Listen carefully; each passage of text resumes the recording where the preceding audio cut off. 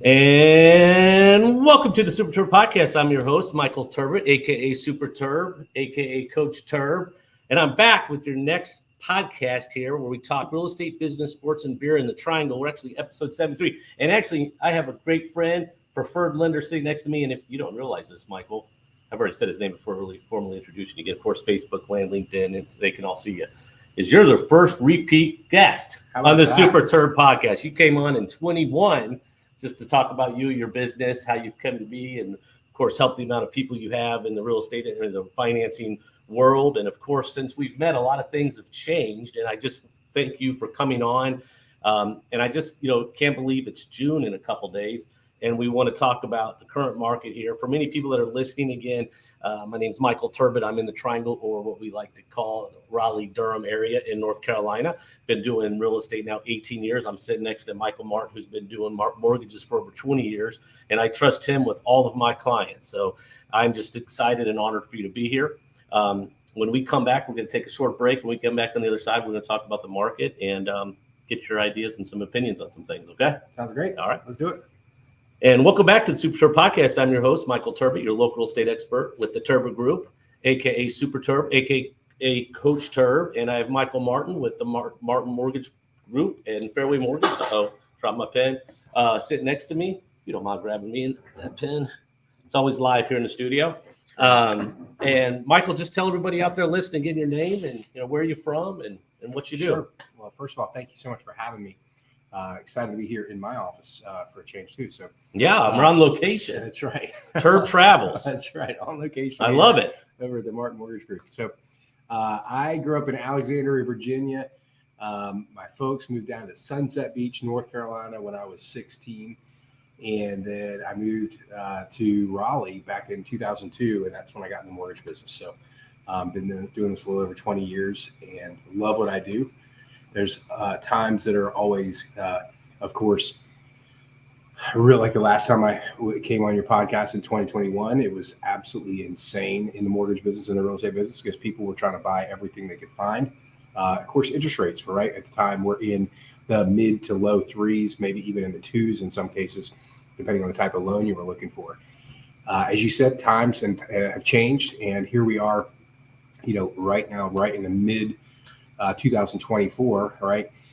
And interest rates have certainly moved up and stayed up for quite a while. So fortunately, we're still doing great, but it's definitely slowed down over those last few years. You kind of lead me into my first question here. You kind of touched on that, but just in your opinion, your expert opinion, how's the real estate market right now in your eyes?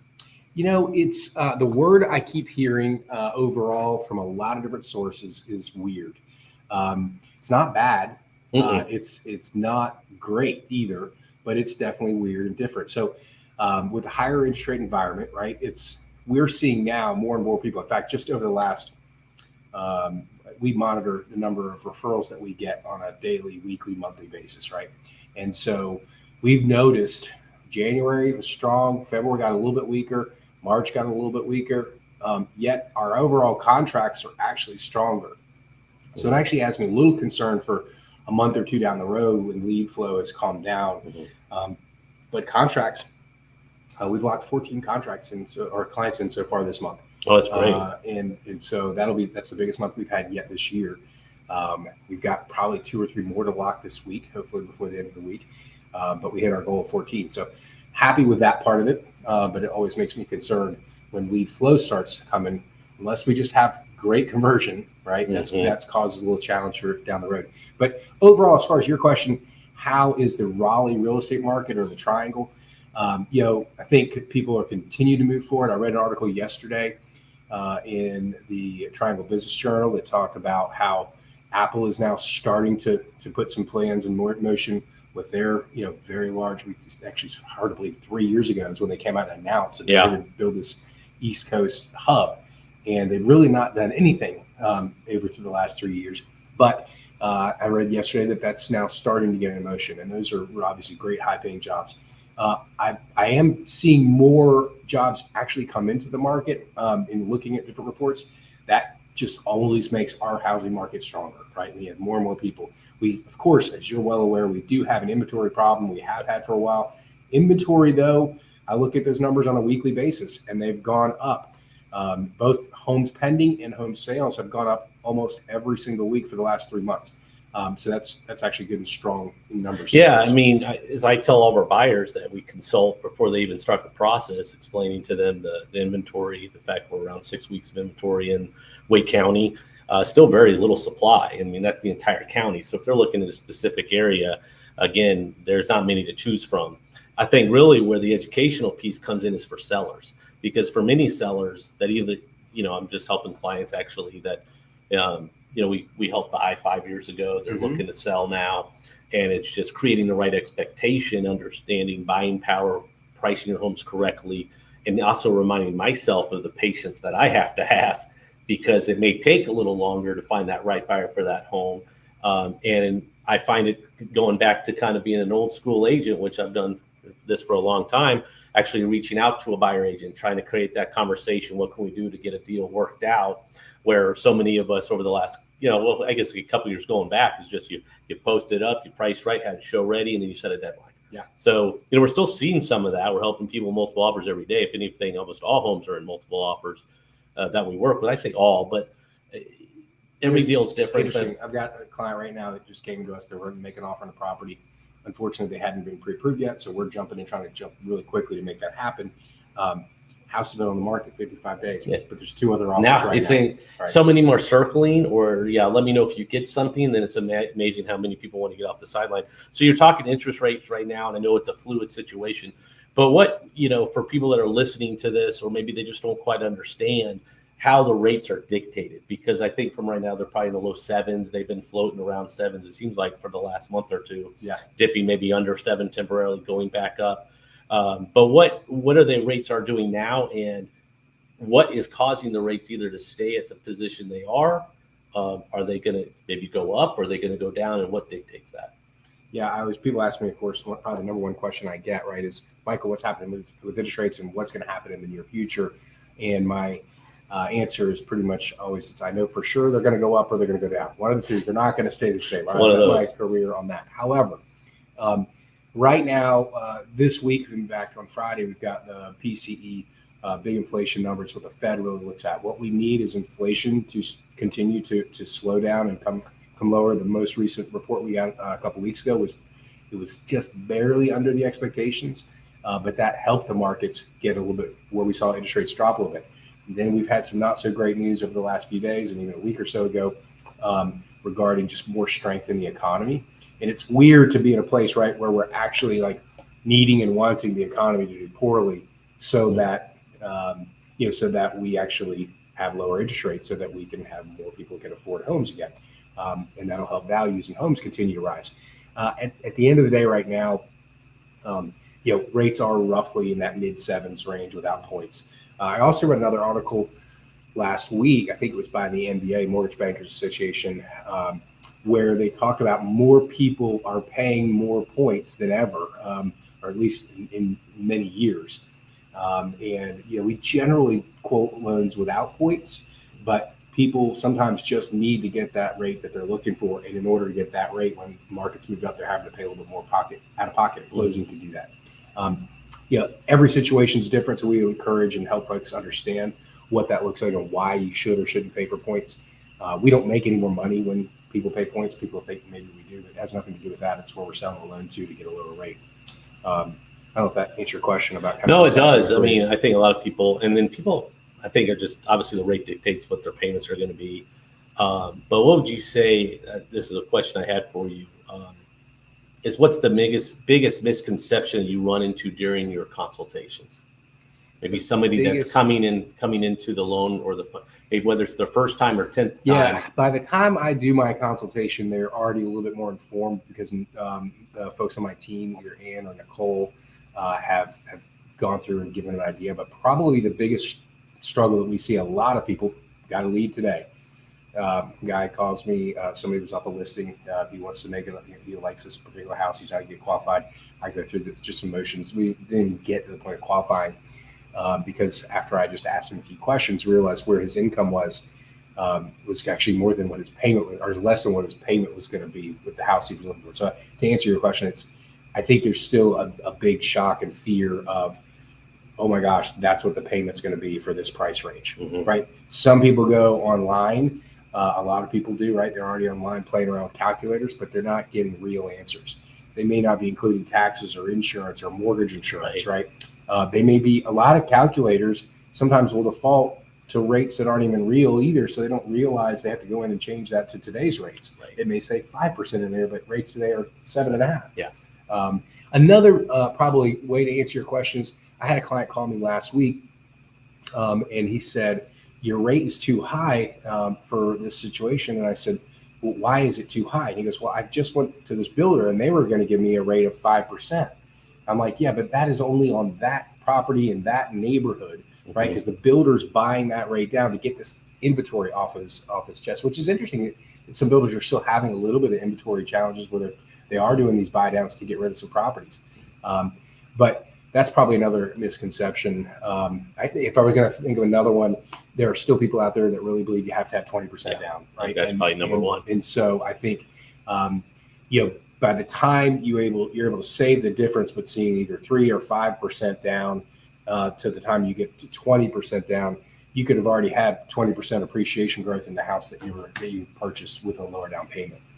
No, that's I think number one. We're always educating our clients during the consults as well during that. And here's one that Joel and I were talking about, and I want to get your opinion on this. Is Sure. How you handle or you because the number one reason we do this is to help people, and but any potential buyer, let's say they're renting, and their rent is less than what maybe the mortgage is going to be, or probably will be, depending on price point, and so it's cheaper to rent. And is it better off when they say, well, what? I'll just continue to rent rather than buy? Sure. What is the advantages of buying, which I think we both know, but for people listening, than staying in a rental for maybe a couple more years as they wait for the rates to come down? It's not right. It's not just the simple math of what your rent is versus your home payment is, right? Your mortgage payment, because the reality is in that mortgage payment, you have obviously there's a portion that you're literally pulling from one side of your right hand side pocket to your left, right? There's a principal portion in that payment that you're not giving away. You're just giving it to yourself in equity in your house, right? And so if that's $400, that's $400 cheaper than it is to rent that, right? If there were equal payments. Of course, naturally, you have some potential tax write-offs by having a mortgage. And those have changed over the last few years, but there certainly is still some tax benefits of that. And then thirdly, of course, is the darn appreciation. That's where you're going to get the importance of compound interest, right? Is that your appreciation is off the purchase price, not off your down payment amount. And that makes a big difference. It's in fact why, frankly, we can make a lot of sense to show putting less money down in many cases could actually make more sense for a client. No question. No, I mean, I think that all valid points. And that's the reason why, again, having them talk to you too, to just explain, because everyone just sees black and white. Well, I'm paying $2,000 right now in rent. My mortgage may be $2,600. What's that advantage? But I think is, again, getting there long-term, the appreciation, building equity, having the write-offs. And then when you go to sell that home, utilizing that equity gain to go towards that next purchase. Yeah, another thing, I think there's a lot of folks out there that watch a lot of Dave Ramsey. I think Dave Ramsey has some great solutions on getting rid of debt. I think we have to realize he's a marketer, right? He needs eyes on his stuff. And so he's got opinions and very strong opinions, and that's what creates people to watch things and talk about people. And here we are talking about it, right? His theory generally, and I've taught his Financial Peace University class twice at our church years ago. And, obviously they want you to have no credit card debt. That certainly makes sense. You want to eliminate that as fast as you possibly can. Same thing with car loans if you can. Mortgage debt, they don't really want you to have much of that either. His goal is to say you need 20% with a 15-year mortgage. That's what he talks about all the time. But again, saving 20% could cost you so much. And then having to deal with a 15-year mortgage payment on top of that is just a big challenge for a lot of folks, which would eliminate people from actually becoming homeowners entirely, which is a bigger problem, right? Because home ownership is where Americans really create the majority of their wealth. Okay, so when you hear the term, we've heard this over the last couple of years, date the rate, marry the house, right? obviously, we want to get in. It's a really a good opportunity to buy now because you have less competition than you did a couple years ago. We're helping people buy now that would have had no chance a couple years ago. But my question to you is just refinance a year later, right? Go into refinancing and how easy is that for that buyer? Because I think sometimes when it comes to no fees or no charges, maybe there is, but if anything you could educate there so when people they know what to expect if and when that time comes. It's interesting, right? It's funny when that statement came out 2 years ago, when everybody was talking about marry the home and date the rate. I thought it was really cute for about 10 minutes until I heard everybody doing it. And then it just got a little bit cheesy. But the reality is, right, you do get the opportunity to keep your home for as long as you need or want it. And you don't have to keep that mortgage until it makes sense. That's when you literally, we have a client closing this Friday. We sent him his final docs early today, and he's excited and ready to go. And he's already replying back to me, hey, Michael, I don't want to get ahead of ourselves, but, this is a client this is the third time we've helped him finance his house. And he's like, when can we start looking to refinance, right? We haven't even closed yet. And so we let him know there's a couple things you want to pay attention to, but certainly we're going to keep an eye out for you. But refinancing is really the same process, right? It can be a little bit easier in some cases, depending on your equity position. We may not need an appraisal. In fact, frankly, on a lot of purchases right now with large down payments, we don't need appraisals either.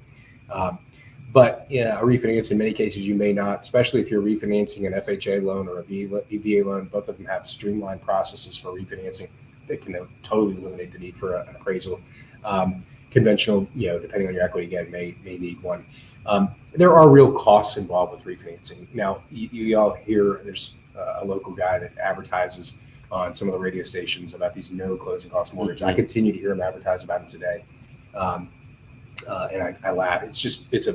All he's doing is getting you a higher interest rate and lower closing costs or covering some of your costs. Every lender can do that. There's no trick that he has outside of that. It's a marketing thing that he uses, right? And so all that being said, sometimes it absolutely makes a whole lot, especially when rates are dropping quickly.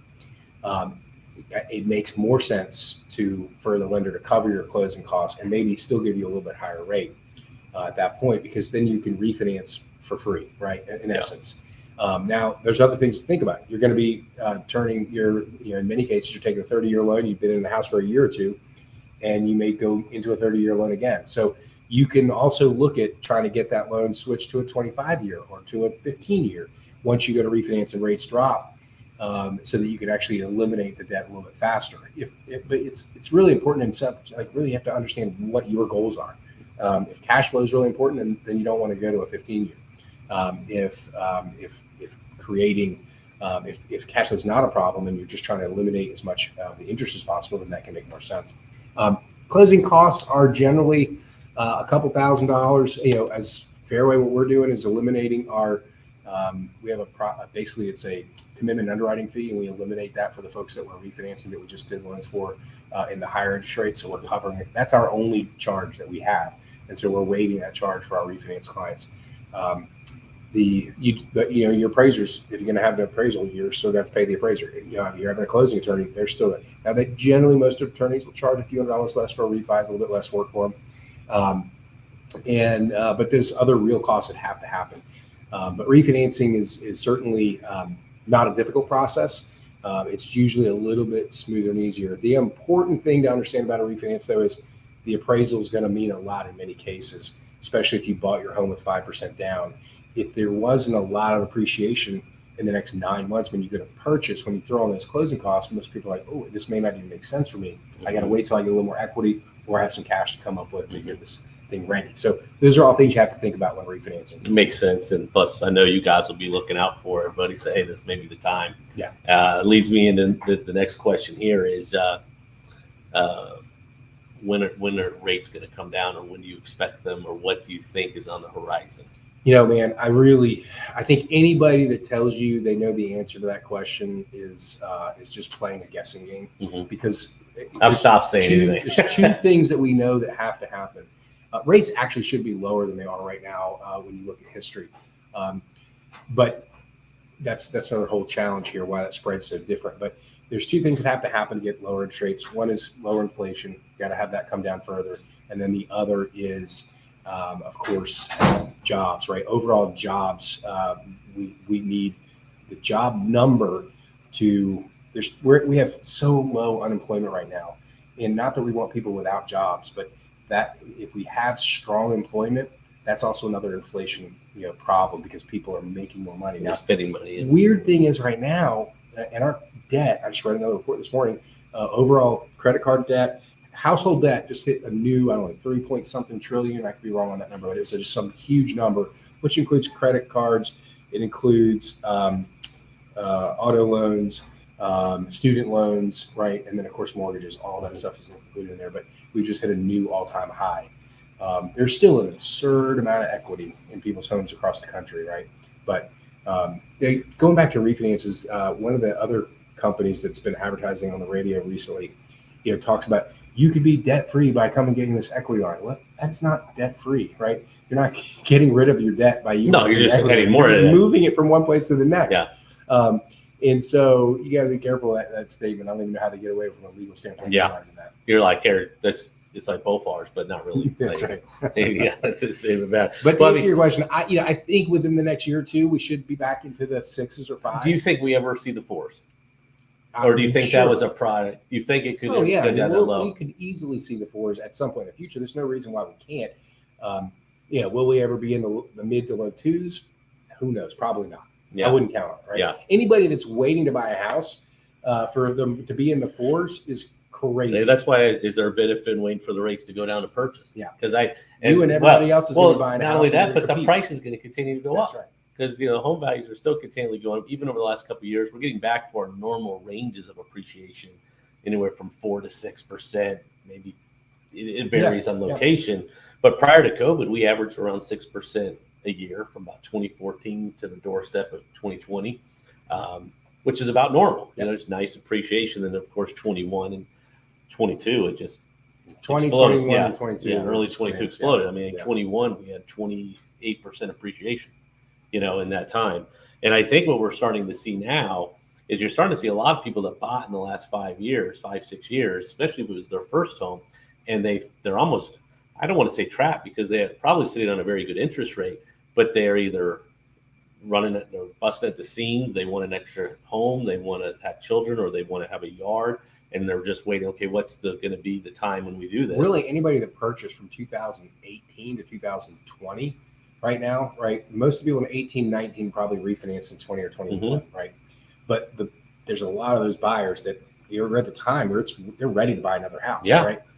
First home's 3 to 5 years. Even second homes are 5 to 7. Yep. And they're ready. And I go back to whenever the pain's going to be more than the convenience, and understanding the equity that they could carry into that next home to either offset either that monthly cost or, either budget a different way. But sure. I think that's going to be coming. And I think when the rates do come down, like you said, I mean, my prognostics is, could be wrong. It's going to be second or third quarter of next year. Could be wrong. I don't have my fortune teller Terb hat on. That's right. But, and again, we don't know, but I know when it does happen, I think we heard a stat that when a 1% drop brings 5 million eligible buyers off the sideline on a macro level. So there's going to be so many buyers where that buying power is going to come back in their pockets a little bit, and we're going to be right back in the same mix that we just found ourselves a few years ago. Yeah. So it's going to be very interesting. Here's the thing, right? At the end of the day, if you need to purchase a home and you can afford to purchase a home, you probably should buy one, right?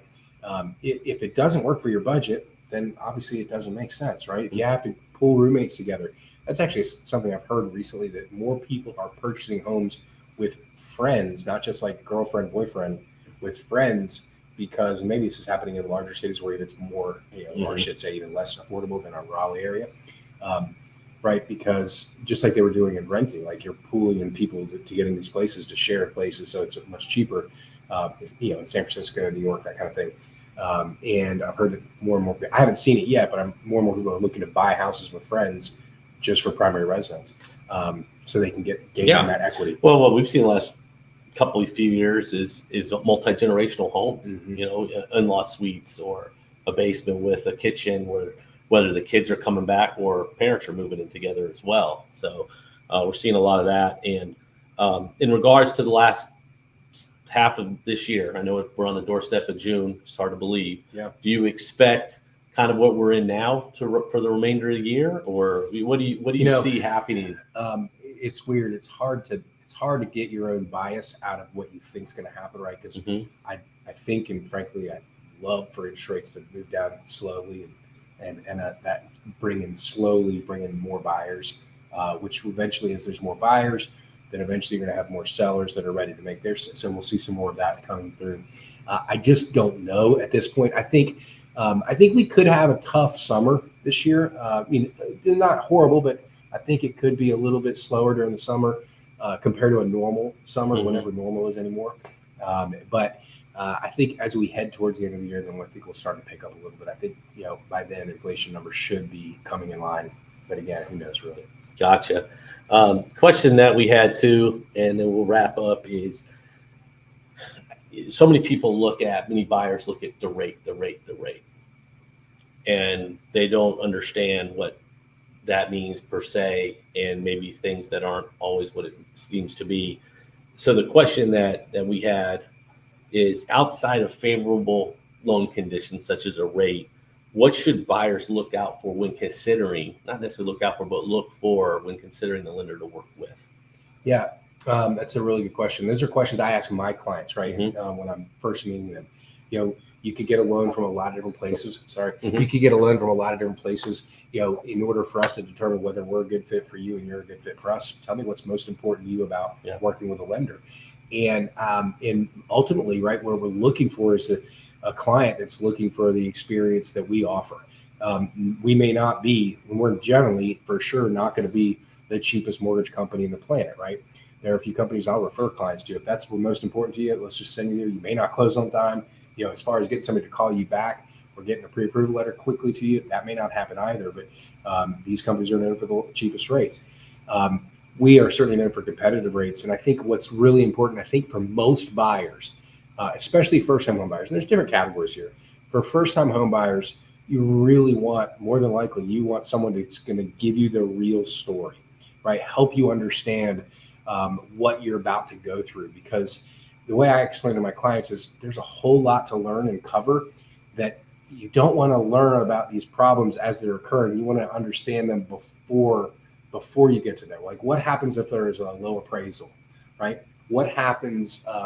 What about my due diligence money? And what does that mean, right? It's a non-refundable deposit here. And so should I write a check for $500 or $5,000 or $10,000 or $20,000? Now, I always say, listen to the agent on where to write that and make your offer. But in the contracts that I'm seeing, here's what we're seeing get accepted. And here's what we're seeing not get accepted. And it's still all across the board there. It really is. I mean, you certainly know that if there's multiple offers, your due diligence probably ought to be $10,000 or $20,000. Yeah. Depending on the price point. And every deal is different. So I would tell everybody. So the things I think are most important for most buyers are great communication, education, and make certain that there's no surprises, right? And fortunately, I feel like that's what we've been able to do with 99% of our clients in creating. That and the communication's everything. Yeah. We try to do that with our team, is try to eliminate any surprises. We're not obviously perfect. We're human as well. But create the right expectations, and that way when they start the process, because as I tell everybody, when we taxi in the runway, we're going to take off. Yep. So we got to make sure we're all dialed in, ready to go. It's not uncommon we buy the first home. But no, this has been great, man. I appreciate you coming on. Yeah. Anything you want to add, or? No, I think, ultimately, if you know anybody that's thinking about buying a home, send them to Terb. He's going to take great care of them. There's a saying he utilizes, everybody knows, right? Is who you work with matters. And it's just so true. People, maybe another thing that I think somebody wonders is, when should I talk to a lender or a realtor, right? Mm-hmm. Like, I think as soon as you're planning to purchase a home, whether it's 6 weeks, 6 months, or 6 years from now, having a conversation with a real estate agent or a mortgage lender, and especially even if it's earlier in the mortgage lender, I think piece is really important, because you're not, unless you have cash, right, you're going to need a loan. And so you want to fully prepare for that. a lot of people will come to me and say, Michael, I'm happy. I want to buy a home in a year or so, but I don't want to go through that process now. I'm like, you don't feel like you have to, but ultimately I can give you more advice if we go through the consultation today that's going to prepare you. And way more than not, if somebody says they're going to buy a year from now, they end up buying six weeks from now. As soon as they say we're ready, it's amazing how quickly it happens. Yeah. And that last question, because you brought up a good point. I want to talk to you, but I don't want you to pull my credit. I don't want it to hurt my credit. So explain that process, and especially if you're pulling your credit in regards to finding, getting a loan. Yeah. Obviously, it's coded differently or what have you, but maybe put any misconception there to a buyer. So say, I don't want it to hurt.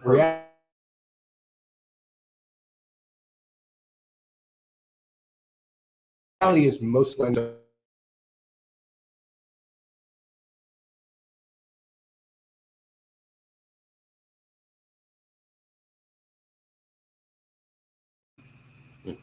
Ding their credit like 50 points, and in reality it's like 3 or 4 or 5. Like it's not many, much. But usually, and I always say, the people that are most worried about having their credit pulled and having a hard inquiry are the ones that really don't need to worry about it at all, right? They're already in the upper 700s, and lower 800s. Scores range from 350 to 850, by the way. I love it when people tell me they have a 900 credit score. Right? I'm like, okay, we'll take a look at it. Yeah, very good. But they range from 350 to 850. It's pretty rare that somebody has 3 scores in the 800s, but it happens. Anything above 780 is perfect in our world. There's nothing different that I could do for anybody over 780. That changed just a year and a half ago, where it was 740. And so that's changed a little bit, but usually I can almost always give people advice just by looking at their credit report to help get them way more than the 3 or 5 points that they got taken off of the day. So if you want to buy a house, don't be afraid to have your credit pulled, even if it's just softball. That's even for sure, less damaging. It's not damaging at all. Just gets the ball. The problem is, like, I think we actually can charge for credit reports in that stage, but I think the problem is most everybody would do it for free. Credit reports, this is also really important, and I don't know that you and I talked about this.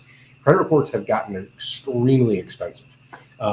What was, I think at some point $15-$16 for a credit report turned into $70 or $80. Now, and I just did a video that's going to be released this week or next.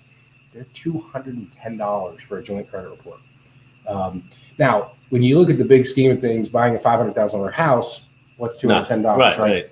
But it's still something. Percentage. Like, talk about inflation. Yeah, that's incredible. We're causing part of the problem. The credit reporting agencies have got us all there's nothing we can do about it. Fairway is one of the largest top lenders in the country, and so we have more leverage than some other lenders, and our prices are better than others.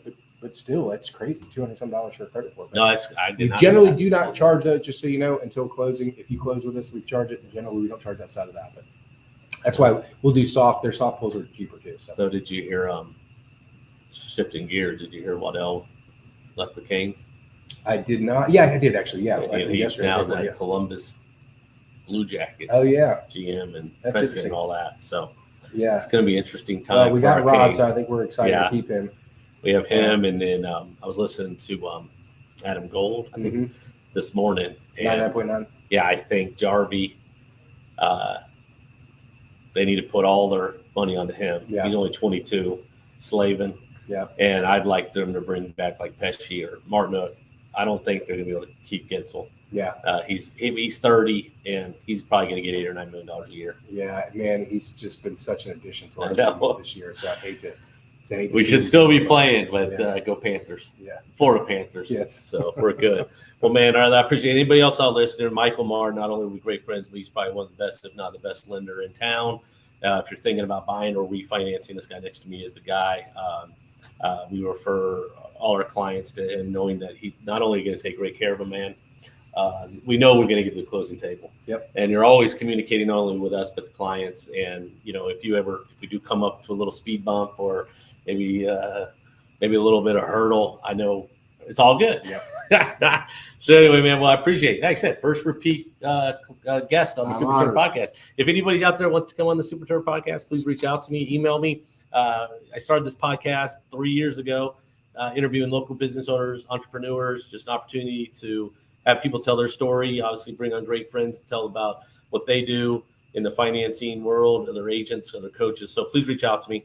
If there's anything we can be doing to help you accomplish real estate goals, please let me know. We'd be honored to do so. And until next time, it was the Super Terb Podcast, again, AKA Super Terb, where we talk real estate, business, sports, and beer in the triangle. And we'll look forward to our next guest. Until then, remember, who you work with matters. See ya.